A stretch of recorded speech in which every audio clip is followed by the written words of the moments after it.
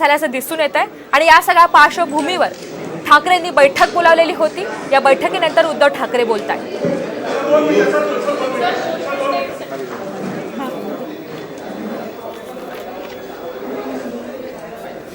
पत्रकार परिषदेमध्ये तुम्ही प्रश्न विचारत असताना आम्ही उत्तर देत असतो। आज मी तुम्हाला पहिला प्रश्न विचारतो, आज तुम्ही मला भेटायला का आलात? कारण माझं नाव पण चोर आहे आणि चिन्ह पण चोर आहे। तसं पाहिलं तर शिवसेना भवनामध्ये ठाकरे गटाची महत्त्वाची बैठक बोलावण्यात आलेली होती आणि त्यानंतर उद्धव ठाकरे पत्रकार परिषदेमध्ये सध्या पत्रकारांशी बोलतायत। विविध मुद्द्यांवर यावेळी ते भाष्य करण्याची मी मला जे बोलायचं ते बोलतो।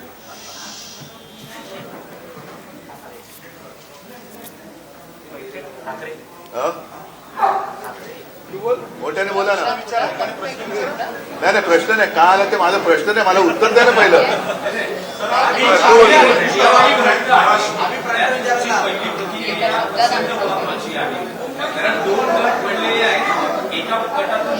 कार्टून द्या ना, कार्टून। हा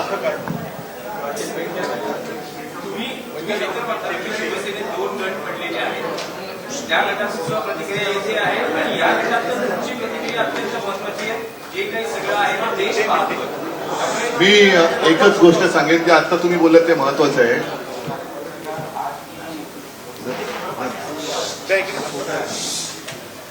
एक गोष्ट अतिशय महत्वाची आहे की त्यांनी पक्षाचं नाव आणि चिन्ह जरी चोरलं किंवा चोरण्याचा प्रयत्न जरी केलेला असला आणि त्याला मी तर मगाशी माझ्या पदाधिकाऱ्यांनी सांगितलं की हा पूर्वनियोजित कट होता आणि आहे। पण आता आपण जे म्हणालात की त्यांनी शिवसेना नाव चोरलं तरी ठाकरे नाव नाही चोरू शकत। त्याच्यामुळे एका गोष्टीत तर मी नक्कीच भाग्यवान आहे की मी बाळासाहेबांच्या आणि महाच्या पोटी जन्माला आलो। ते भाग्य काही त्यांना मिळालेलं नाही आणि ते भाग्य त्यांना दिल्लीवाले काही देऊ शकत नाहीत, कारण दिल्लीवाले किती जरी उठले मातले तरी ती माणसंच आहेत। प्रश्न एवढाच आहे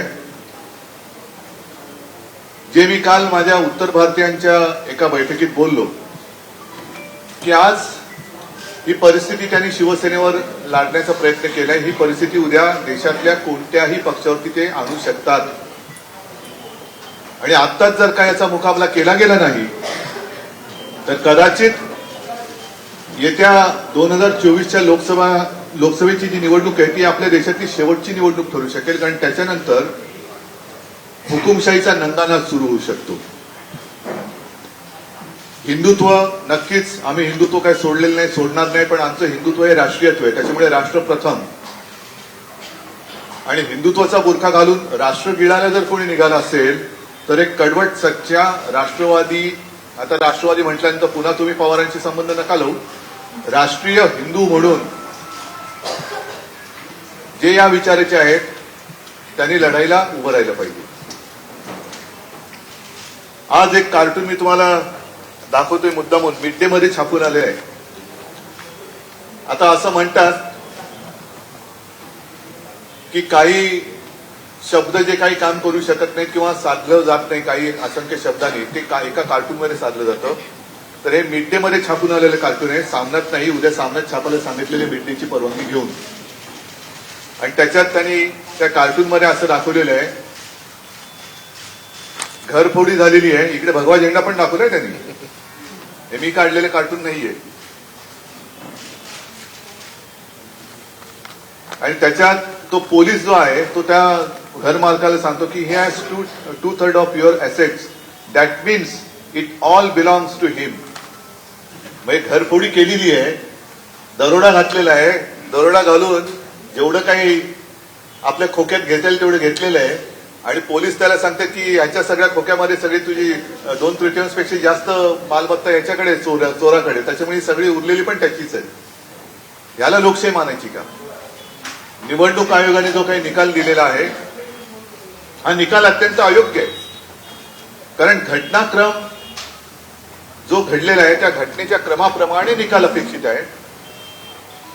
पहिली आम्ही 16 जणांच्या अपात्रतेची जी काही तक्रार केलेली आहे आणि त्याची सुनावणी उद्यापासून सर्वोच्च न्यायालयात सुरू होते आहे.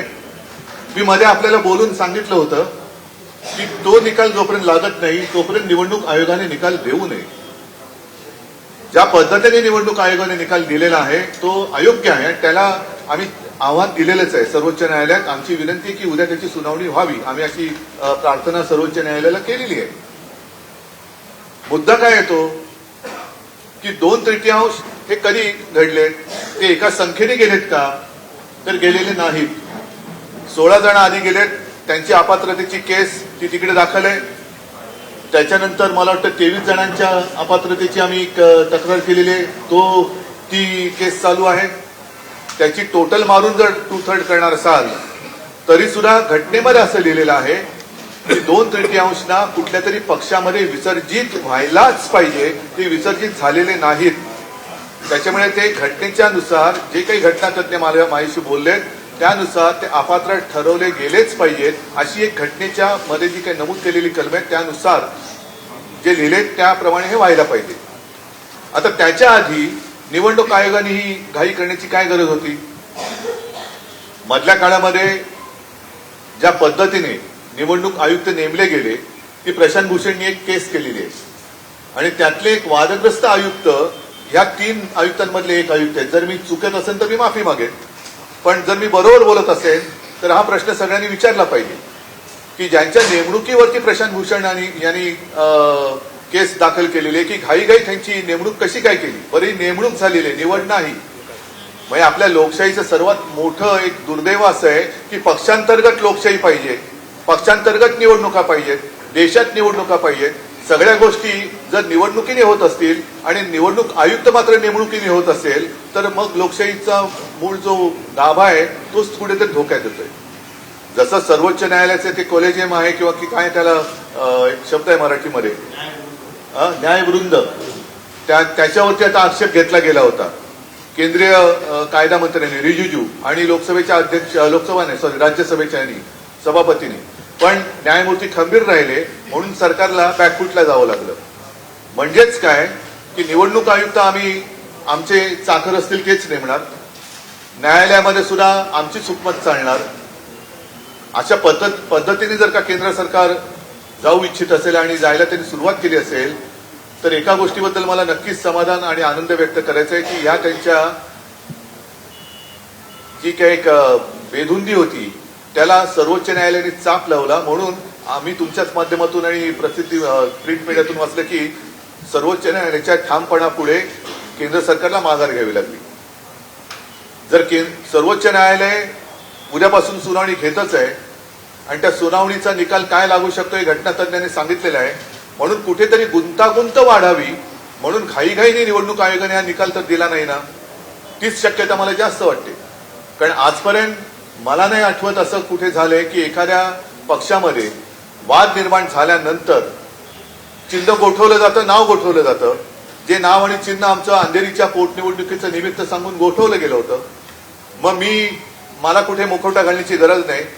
मी सरळ शिवसेना उद्धव बाळासाहेब ठाकरे या नावाने आणि मशाल चिन्ह घेऊन निवडणूक लढली. आम्ही आमच्या पक्षाने ती निवडणूक जिंकली.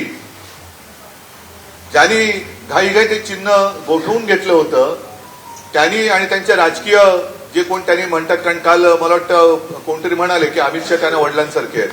आता किती लोक त्यांना वडिलांसारखे वाटतात मला माहित नाही, माझे वडील तर ते चोरतातच आहेत. तर त्यांनी निवडणूक ती लढण्याची हिंमत पण नाही दाखवली.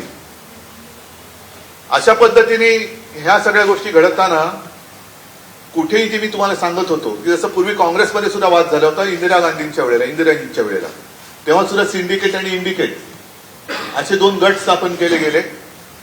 त्यांचं मूळ एक पहिल्यांदा मला वाटतं आधी काय होतं, बैल जोडी एक होती, त्याच्यानंतर गाय वासरू होतं. तेव्हा गाय वासरू नका विसरू ही घोषणा गावोगावी खेडोपाडी गेली होती. ते गाय वासरू हे चिन्ह गोठवलं गेलं. मग इंदिराजीने हात घेतला आणि मग ती हातची सफाई इतके वर्ष सगळ्यांनी बघितली.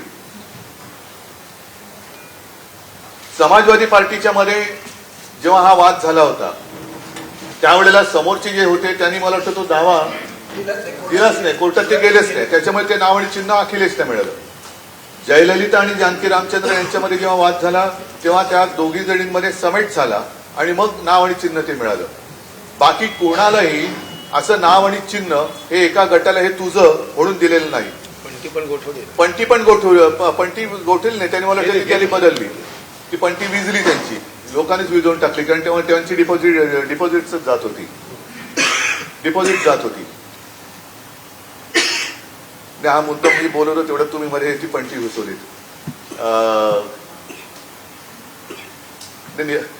चिन्हाच्या बाबतीतच जे मी सांगत होतो, तुम्ही मध्येच गडबड करून टाकली माझी, काहीतरी ती लिंक तोडली तुम्ही माझी.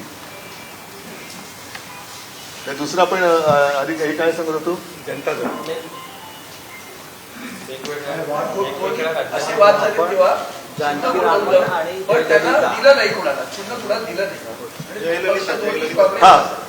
नाही थांबा, आता मध्ये बोलू नका कोणी.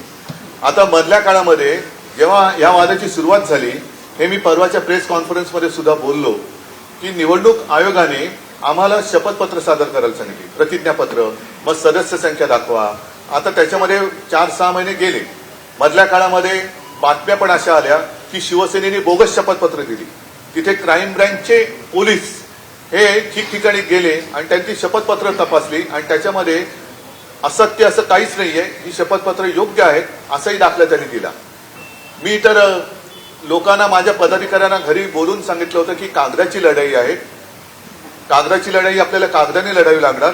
तुम्हाला पदाधिकाऱ्यांना शपथपत्र द्यावी लागतील. 100 रुपयाच्या स्टॅम्प पेपरवरती आपण ती शपथपत्र दाखल केली. त्यांनी सांगितलेल्या फॉर्मॅटमध्ये ती आम्ही दाखल केली.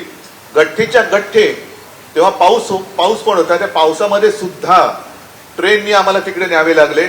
हे गठ्ठे तिकडे आम्ही जे काही नेऊन दिले ते परत सांगतो, आम्ही आमच्या घरी रद्दी वाढली आणि रद्दीला काय भाव मिळत नाही म्हणून निवडणूक आयोगाकडे नेऊन द्या म्हणून दिलेलं नाहीत. तर निवडणूक आयोगाने आम्हाला सांगितलं होतं की तुम्हाला तुमच्या पदाधिकाऱ्यांची प्रतिज्ञापत्र आणि सदस्य संख्या ही दाखवावी लागेल, त्यानुसार आम्ही दाखवली होती. आता एवढं लाखोनी आम्ही सगळा हा उपद्व्याप केल्यानंतर अचानक जर का आता निवडणूक आयोग असं म्हणायला लागला की ते काय चालणार नाही, तुमचे जे निवडून आलेले होते त्यांच्या संख्येनुसार हे पक्ष कोणाचा ठरवलं जाईल, ठीक आहे, हरकत नाही. पण त्या पात्र आहेत का अपात्र ह्याचा फैसला आधी व्हायला पाहिजे. आणि जर का तुम्हाला हाच निकष लावायचा होता तर आम्हाला एवढी मेहनत करायला का लावली? का माझ्या शिवसैनिकांना पदरमोड करायला सांगितली? का 100 रुपयाच्या स्टॅम्प पेपरवरती तुम्ही आमची प्रतिज्ञापत्र घेतली? जो काही एक त्यांनी सांगितलं की आणि आमची जी काही कार्यकारिणीची सभा झाली होती, प्रतिनिधी सभा, तिचा तपशील दिलेला नाही, ती आम्ही सीडी सुद्धा दिलेली आहे. आता त्याच्यात त्यांचं म्हणणं की कव्हरिंग लेटरमध्ये ते लिहिलेलं नाहीये. मग कपिल सिब्बलनी सांगितलं की तुमच्याकडे जे काही विषय येतात त्याचं गांभीर्य तुम्हाला कळत नाही का, की केवळ तुम्ही कव्हरिंग लेटर वाचून तुमचा निकाल देता, त्याच्या आत पाकिटात काय आहे बघता की नाही? पाकिटामध्ये आम्ही ते दिलेलं आहे आणि ते मला वाटतं क्लिप अरविंद तुम्ही व्हायरल सुद्धा केली. तर हा सगळा विषय बघितल्यानंतर निवडणूक आयोग आत्ताचा जो आहे तो बरखास्त झाला पाहिजे, केला पाहिजे आणि निवडणुकीच्या प्रक्रियेने निवडणूक आयुक्त नेमले गेले पाहिजेत, ही माझी शिवसेनेची मागणी आहे. कारण हा निकाल मी मानायला तयार नाही, हा सरळ सरळ अन्याय आहे. आणि काल परवाकडे अमित शहा येऊन गेले आणि त्यांनी सांगितलं की शिवसेना आणि भाजप युती, ती ही युती नाही, हे चोरलेलं धनुष्यबाण आहे, चोरलेलं धनुष्यबाण आहे. आणि मी तर आव्हान दिलेलं आहे की हे शिवधनुष्य आहे, जे रावणाला नाही पेललं ते मिंद्यांना काय पेलणार आहे? मिंद्यांना तर पेलणंच शक्य नाहीये. पण त्याच्या मागे जो शिवसेना संपवण्याचा कट आहे, म्हणजे आज शिवसेना नाव आणि चिन्ह हे त्यांना देण्याचा प्रयत्न झालेला आहे. उद्या त्यांच्या ज्या केसेसमुळे ते तिकडे गेले त्या केसेसकडून यांना संपवलं तर शिवसेना संपली, असं जर का दिल्ली शहराचा डाव असेल तर हा एवढं काही सोपा नाहीये.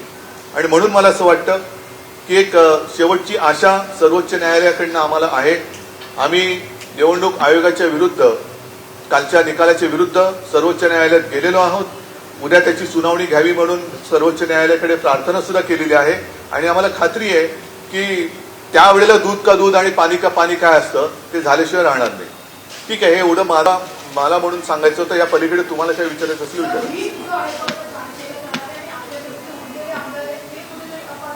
अजिबात होऊ शकत नाही, कारण याच्यामध्ये ज्या वेळेला 2 गटांना मान्यता दिली गेली त्यावेळेला दोन्ही गट आहेत हे मान्य केलं गेलेलं आहे. त्याच्यानुसार त्यांना ते नाव आणि चिन्ह, आम्हाला नाव आणि चिन्ह वेगळं दिलं गेलं. जो प्रश्न होता मूळ नाव आणि चिन्ह हे कोणाचं ते तसं त्यांनी देता कामा नये, तसं ते देऊ शकत नव्हते. ती सगळी खातरजमा केल्याशिवाय आम्ही त्याला चॅलेंज दिलेलं आहे. पण त्या गटाला त्यांनी ते नाव आणि चिन्ह दिलेलं आहे. आमच्या गटाचा आणि त्या गटाचा संबंध नाही. आता 28 तारखेनंतर हे चिन्ह जे आहे ते तेवढीच मुदत राहणार आहे, पक्षाचं नाव देखील तेवढीच मुदत राहणार आहे. तुम्हाला नवीन ठीक आहे ना. आणि नवीन नाव शोधा. मुळामध्ये पहिल्या प्रथम आम्ही सर्वोच्च न्यायालयात ह्या आदेशाला आव्हान दिलेलं आहे. त्याच्यामुळे 2-3 दिवसात ते काय निर्णय देत आहेत हा पण एक महत्वाचा विषय राहील. आणि स्थगिती दिल्यानंतर शेवटी नाव आणि चिन्ह हे आम्हाला सुद्धा आमचं जे आत्ता तात्पुरतं जे काय आहे ते पुढे हे करण्यासाठी मागणी करावीच लागेल. ते त्यांनाही करावी लागेल. त्यांचं जे काय तात्पुरतं नाव आणि चिन्ह आहे ते त्यांच्यासाठी त्यांनाही मागणी ती करावी लागेल. नाही, या दरम्यानच्या काळात ते अपात्र ठरले तर काय होणार त्यांचं, हा पण प्रश्न आहे. मग ते 40 लोक अपात्र होतील.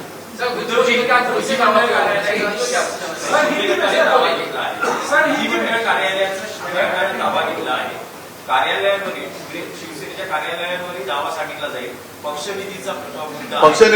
निधीचा जो दावा आहे ना तो ठरवण्याचा अधिकार निवडणूक आयोगाला नाही. निवडणूक आयोगावरती केस केली जाईल, खटला भरला जाईल. कारण कोणाच्याही निधीवरती दरोडा घालण्याचा अधिकार निवडणूक आयोगाला नाही. निवडणूक आयोगाला फक्त आणि फक्त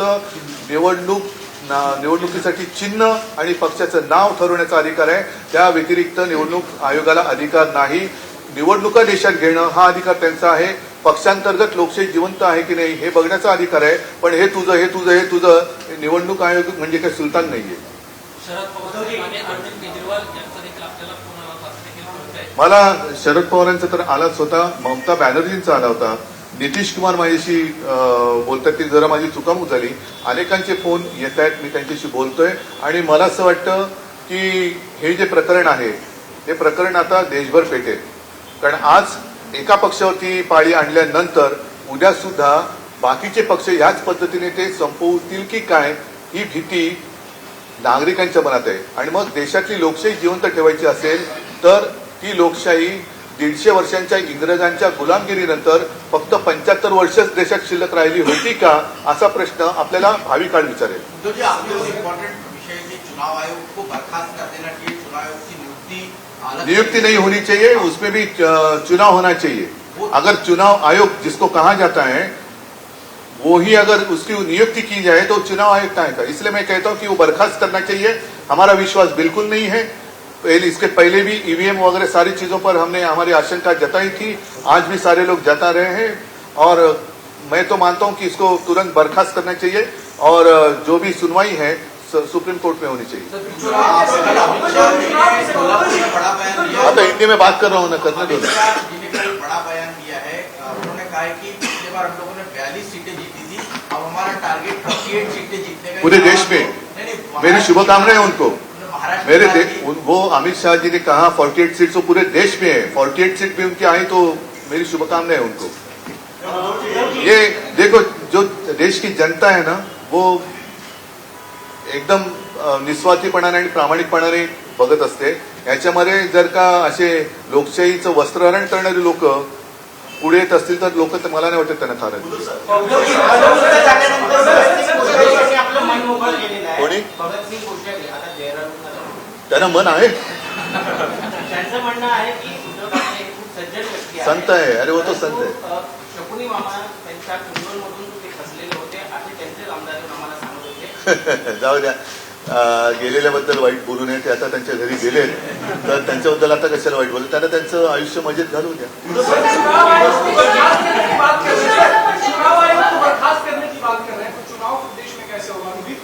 नहीं, चुनाव आयोग बर्खास्त करकर ऐसे छोड़ देने के लिए मैं नहीं कह रहा हूँ. चुनाव आयोग के भी चुनाव होने चाहिए. जैसे एक न्याय वृंद की हमने बात की, जिस तरीके से सुप्रीम कोर्ट के जज नियुक्त किए जाते हैं उसी तरीके से कुछ एक यंत्रणा होनी चाहिए. मेरी मन की बात कुछ भी मैं करूं नहीं चलेगी, मेरी मर्जी नहीं चलेगी. जो 15 विधायक है जो विप की जो बात है उसको लेकर कहीं जो शंका है उसको एक लागू चाहते हैं. उनका दावा है कि विप लागू होगा. बिल्कुल नहीं होगा, बिल्कुल नहीं होगा. क्योंकि जब से विवाद शुरू हुआ तब चुनाव आयोग ने 2 गुट को मान्यता दी. 2 गुट को अलग अलग नाम दिए गए, अलग अलग चिन्ह दिए गए. और हालांकि जो मैं बात कह रहा हूं कि ऐसे आज तक कभी हुआ नहीं कि जो मूल चिन्ह और जो नाम रहता है वो किसी एक गुट को दिया नहीं गया.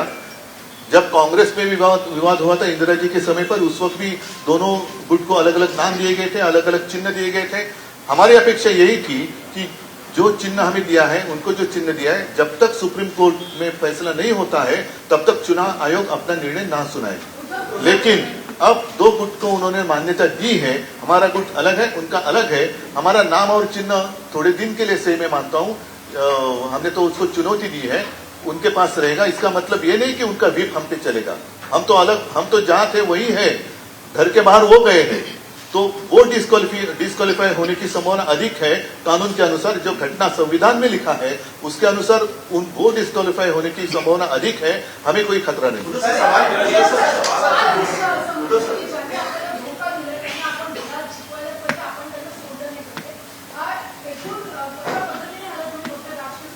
हे त्यांच्या मनातले जो काही डाकूपणा आहे तो समोर आलेला आहे। कारण दगा त्यांनी दिलेला आहे, मी नाही, मला त्यांनी ढकललेलं आहे। 2014ला युती मी नव्हती तोडली, 2014ला युती त्यांनी तोडली होती। 2019ला सुद्धा 2.5 वर्षाचं एक आमच्यात जो करार झाला, जे मी खुलेआम शपथ घेतली, माझ्या आई वडिलांची शपथ घेतली, त्यानुसार जर झालं असतं तर आज हे सन्मानाने झालं असतं। दगा त्यांनी दिलाय, मी नाही। आणि त्याच्यामुळे ते जे बोलले ज्यांना दगा दिले त्यांना धडा शिकवायचं, हे बरोबर आहे। ज्यांनी दगा दिले त्यांना लोक धडा शिकवतील।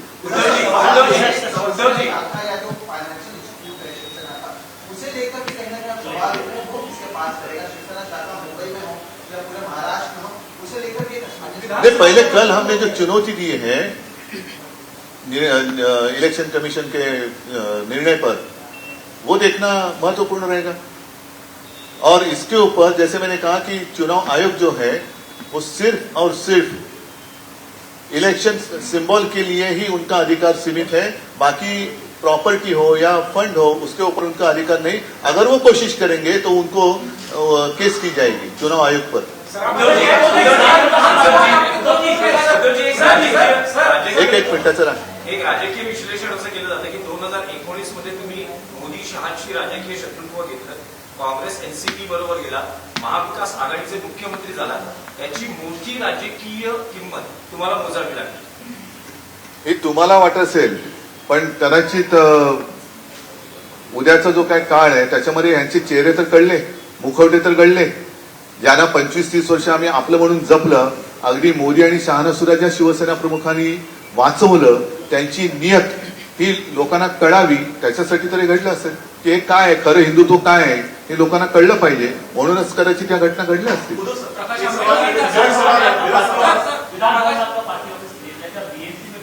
बीएमसी तो अभी है कहाँ, बीएमसी तो विसर्जित हुई है। और बीएमसी हो या विधानसभा हो, विधानसभा में ठीक है थोड़े दिन के लिए मान सकता हूं जब तक वो निकाल नहीं आता, लेकिन बीएमसी में आज कोई पार्षद है ही नहीं, तो किस आधार पर आप चुनाव के लिए पार्टी के लिए ऑफिस देंगे? संख्या पर दिए जाते हैं ना, संख्या पर दिए जाते हैं। तो आज पार्षद ही नहीं है, तो बीएमसी का ऑफिस क्यों दिया जाए उनको? अगर वो भी देंगे तो गुनाह होगा वो, क्योंकि क्या आधार क्या है इनके पास? भले वो कहते हैं कि आज ठीक है, मैं मानता हूं कि कुछ विधायक और हमारे सांसद उनके पास है, लेकिन आज के वो सांसद और विधायक है, कारपोरेटर्स कहाँ है? तो उनके बाथरूम के आसपास उनको जगह अगर देते ठीक है, क्योंकि उनके पास पार्षद नहीं है, पार्षद ही नहीं है, इसलिए तो ऑफिस सील किए गए हैं। तो सील इनके लिए खोल लेंगे वो।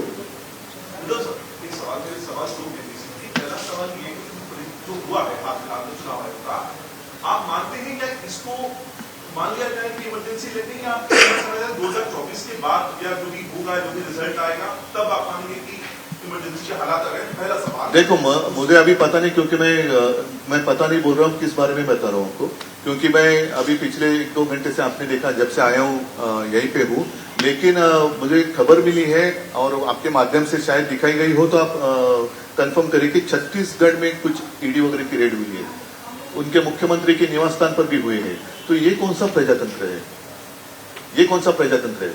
अच्छा, वैसे अगर देखा जाए तो यूएस में उनके प्रेसिडेंट के ऊपर भी रेड पड़ी थी।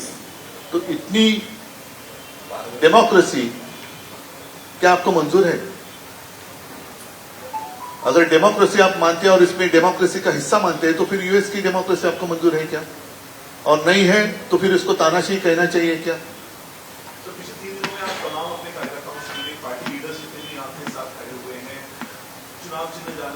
पार्टी का नाम जाना, गया नहीं है, चुराया है। एक सेंस आपने फील करने की कोशिश की होगी, डैमेज का आपको एक लीडर के तौर पे डैमेज होता हुआ यहाँ पर चुनावों को ध्यान में रखकर कि आपने जनता के बीच में जाने को लेकर एक हल्का सा एक डर, एक सहम, किसी भी तरह का कोई ख्याल इस तरह का आपको अभी तक देखने के लिए नहीं, डर तो जरूर हुआ, क्योंकि जिन लोगों को हमने अपना माना, मित्र तो ठीक है, वो मित्र तो थे ही नहीं, लेकिन हमने हमारे परिवार के लोगों को जैसे हम संभालते वैसे हमने संभालने की कोशिश की।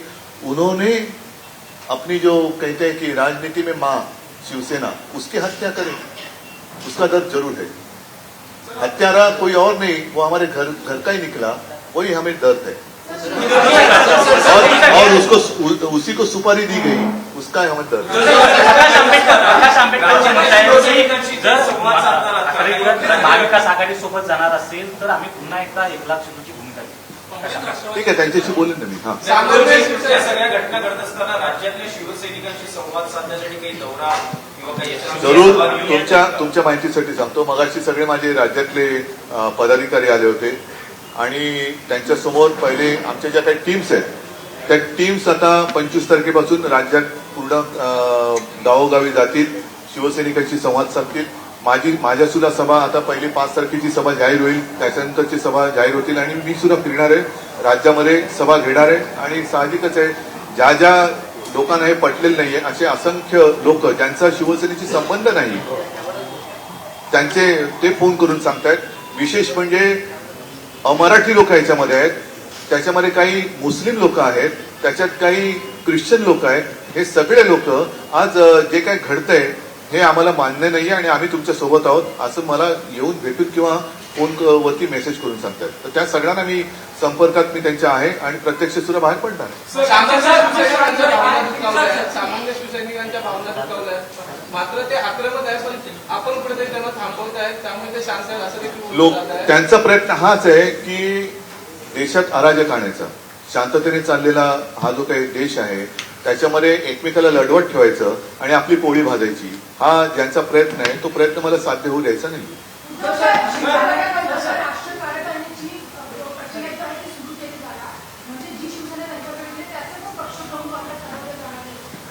मला आता लोकांना हेच विचारायचं की जी शिवसेना आणि तुम्ही जे म्हणाला ठाकरे, आता त्यांनी बाळासाहेबांचं नाव आणि चेहरा वापरतायत, तो काढण्याची हिंमत दाखवावी आणि स्वतःच्या वडिलांचं किंवा स्वतःच्या नावाने शिवसेना चालून दाखवावी।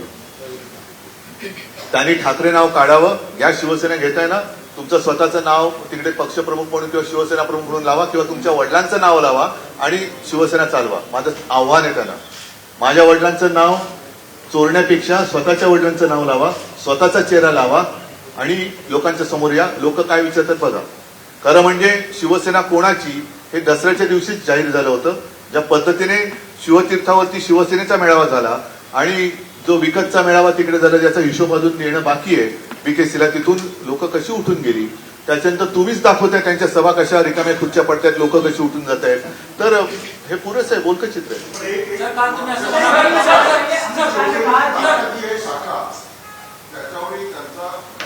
शाखा म्हणजे ऐका, एक मिनिट, ती एक कुठल्या तरी यांची विकासकाची जाहिरात होती, घर म्हणजे केवळ 4 भिंती नाही, तसंच आहे ते। केवळ मुंबई नाही, महाराष्ट्र नाही तर संपूर्ण देश वाचवायचा आहे। आगामी काळामध्ये नाही, मला म्हणजे मी सगळ्यांना आपल्याला म्हणून म्हटलं की मला म्हणजे प्रत्येक नागरिकाने हा विचार केला पाहिजे की मला आता देश वाचवायचा आहे। भविष्यामध्ये तुम्ही या संदर्भात काही रणनीती आखताय? ठीक आहे ना, भविष्य बघणाऱ्यातलं मी नाहीये, मी जे आहे वर्तमान त्याच्याप्रमाणे चालतो, वर्तमानपत्र चालवतो, त्याच्यामुळे भविष्यपत्र नाही चालवत होतो। चला, मला वाटतं धन्यवाद सगळ्यांना,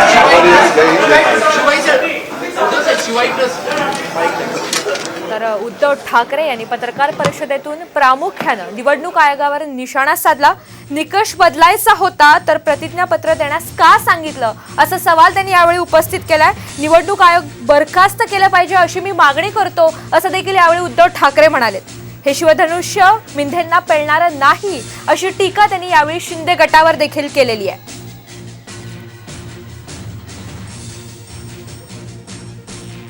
तर उद्धव ठाकरे यांनी पत्रकार परिषदेतून अनेक मुद्दे समोर मांडलेले आहेत आणि आयोगाने 2 गट मान्य केलेले आहेत, असं देखील यावेळी उद्धव ठाकरे म्हणालेले आहेत। मधल्या काळामध्ये ज्या पद्धतीने निवडणूक आयुक्त नेमले गेले ती प्रशांत भूषणनी एक केस केलेली आहे आणि त्यातले एक वादग्रस्त आयुक्त ह्या 3 आयुक्तांमधले एक आयुक्त आहेत. जर मी चुकत असेल तर मी माफी मागेन, पण जर मी बरोबर बोलत असेल तर हा प्रश्न सगळ्यांनी विचारला पाहिजे.